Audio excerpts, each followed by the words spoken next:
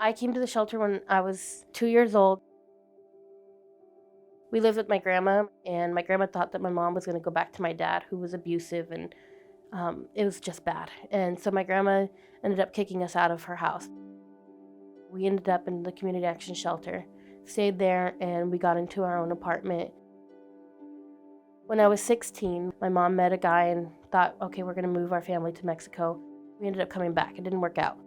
And we came back to nothing. We didn't have our housing house anymore. And so we ended up back in the shelter. We ended up getting our housing and staying at my mom's until I was 18, and then I moved out. And on my own, had my own job for 11 years. I worked at the nursing home. And then I lost hours. I didn't want to get an eviction because we knew that if we got an eviction that we wouldn't be able to rent to another place. And that's when I told my apartment complex that I can't be here no more. We need to go. We stayed in a friend's car for 2 months. The hardest part of staying in the car was not being around the kids and not being able to cook, not being able to shower. It wasn't comfortable. And the cops would come up to your window wondering what you're doing or why you're in your car at odd hours of the night. But that's how we lived for 2 months.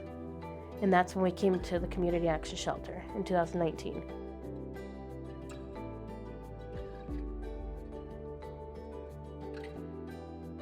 We got our own room. The kids loved it there. They loved the children's program. We were working on getting our GED at the time when we were at the shelter. So having that hour away with no kids to be able to study was good. It was nice.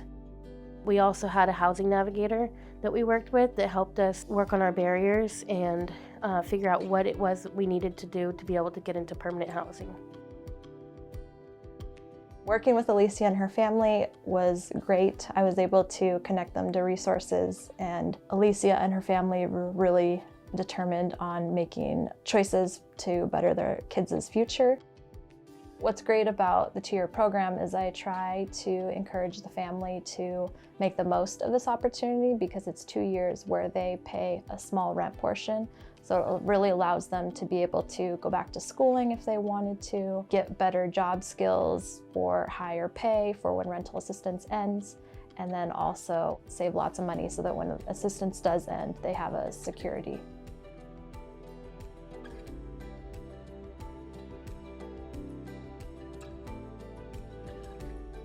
Before coming to Community Action, I actually worked at a single shelter for Project Homeless Connect. I heard of an opening at Community Action Shelter and I applied.